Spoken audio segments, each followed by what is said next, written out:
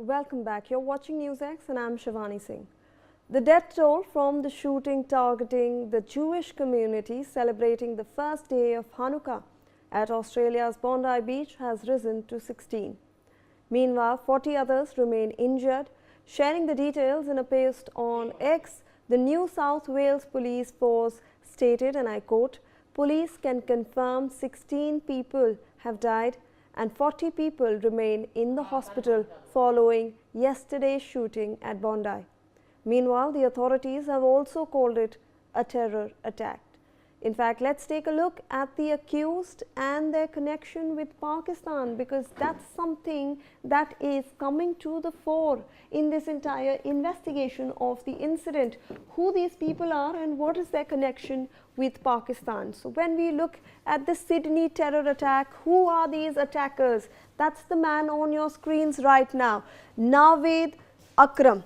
Born in Australia in 2001 in a Pak origin family. So he was born in Australia, but he was born in a Pak origin family in 2001. Student, he actually studied Quran at the Al Murad Institute in Sydney. So he was studying Quran at the Al Murad University in Sydney, and he's just 24 years old. Look at that man on your screens, Naveed Akram. So these are some of the details that are coming to the fore. In fact, we have a pic of his driving license, and he was previously under probe by the security agencies since 2019 for links to Islamic State cell. So he was also under probe by the Australian security agencies because he allegedly had links to the Islamic State as well. So clearly he seemed to be a radicalized child. Now, who is Sajid Akram? That man on your screens right there. Who is this person? The second attacker in the Sydney terror attack case. He arrived in Australia from Pakistan on a student visa in 1998. So a student visa brought him to Australia from Pakistan in 1998, and he owned a fruit shop in Sydney. So he actually was a fruit shop owner, and Sajid Akram was he had a licensed firearm as well. So there you have it, how he actually got all those guns and started shooting at the people over there. He was shot at by the police during that attack, and actually he died on the spot. So those are the details of who these people are. In fact, these are a father-son duo. Both of them have connection to Pakistan, and we are going to in fact take this discussion forward with Major General P.K. Sehgal, a defense expert who is joining us on this broadcast today. A very good morning, Major General Sehgal. When we are looking at this entire tragic, unfortunate terror attack that took place in Sydney, we are looking at a common angle that comes in from Pakistan, sir. All of them are originally from Pakistan or belong to a Pakistan family, and we are seeing such incidents of terror rise across the globe, sir. We saw it in Pahalgam. We are seeing it in Sydney.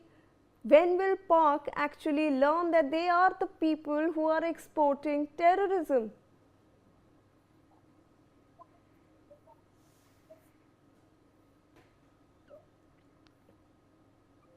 Major General Sehgal, if you can hear us.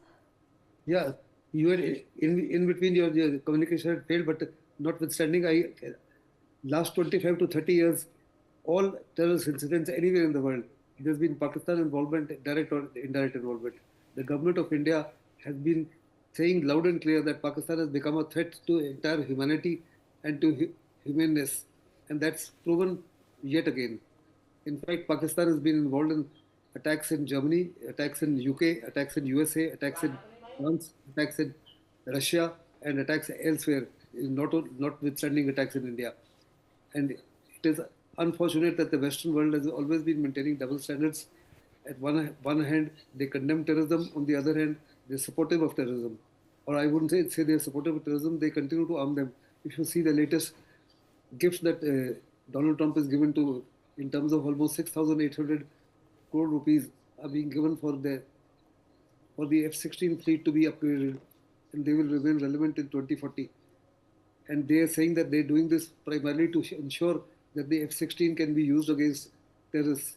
Who are the terrorists? The terrorists are the Pakistani state, which sponsors them, which is using the terrorists as part of the extension of their foreign policy, as an extension of the domestic policy. In fact, they are creating mayhem across the globe, primarily through terrorism. And unfortunately, in spite of that, the Western world continues to maintain double standards. Even if you see China, on the one hand, it condemns terrorism. On the other hand, every time somebody who's been declared a terrorist, even by the United Nations, UN Security Council, Chinese invariably, when India has taken up the issue, invariably 3 to 4 times put a technical hold, or they use a veto. So in other words, unless and until the world acts in unison against such terrorism, this sort of act will continue.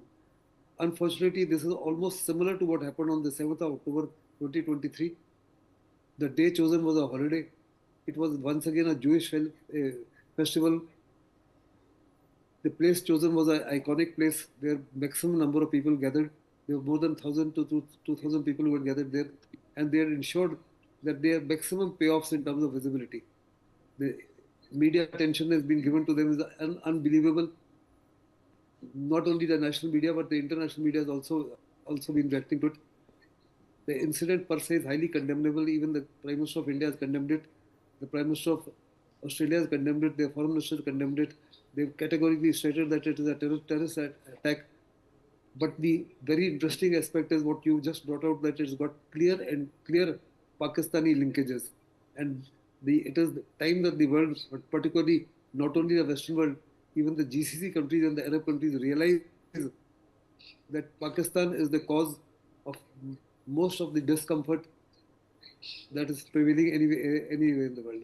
Whether now what's happening in Pakistan itself is a result of their homegrown terrorism.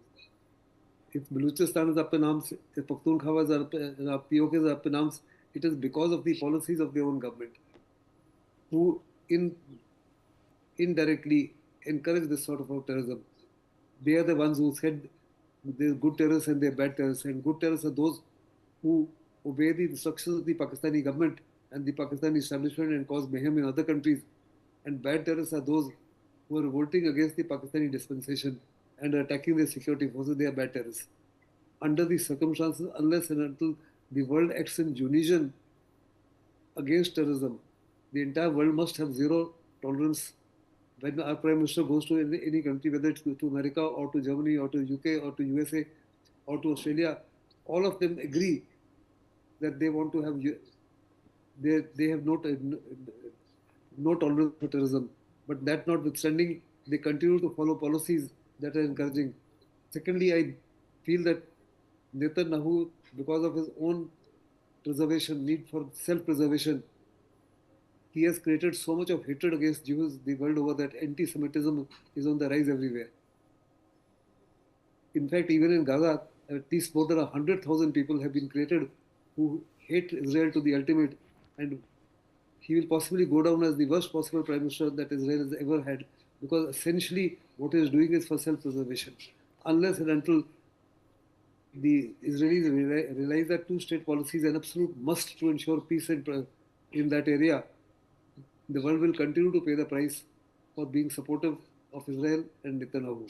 So, but when we are talking about Pakistan, sir, that's something that everyone is looking at, because all the terror attacks seem to be exported from Pakistan. Do you think that now is the time for sanctions? Now is the time to teach Pakistan lessons. All those trade, all that commerce that is happening between allies, US is doing, China is doing, like you have rightly pointed out, should it all be stopped? Because time and again we are getting examples of such terror attacks and yet no action is being taken. Do you think now is the time? Absolutely and totally. But that notwithstanding, if you've seen, IMF has given a loan of almost $7 billion, Why is the $7 billion being given? It is because of the indulgence of the Americans and the Western Europeans. Pakistan was taken off the FATF list again because of the American influence and the influence of the Western European countries. Unfortunately, it is they who themselves are responsible for this sort of an act. And not only is the government of India or the people of India suffering because of the Pakistani terrorism, the entire world is beginning to suffer and have been suffering. Attacks in Chechnya that took place, they had a Pakistani linkage. Attacks in France that took place where lots of people were killed by a lone wolf attacker had Pakistani linkages.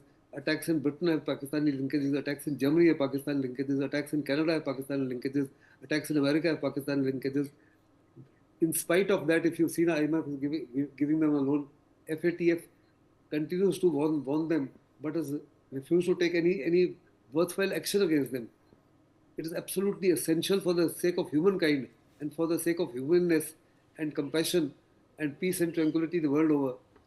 The world must act in unison against terrorism of every sort, particularly cross-border terrorism that continues to originate from one and only one country, that is Pakistan. Back to you. All right. Thank you so much, Major General P.K. Sahagil, for joining us and providing us with the valuable perspective in this issue. In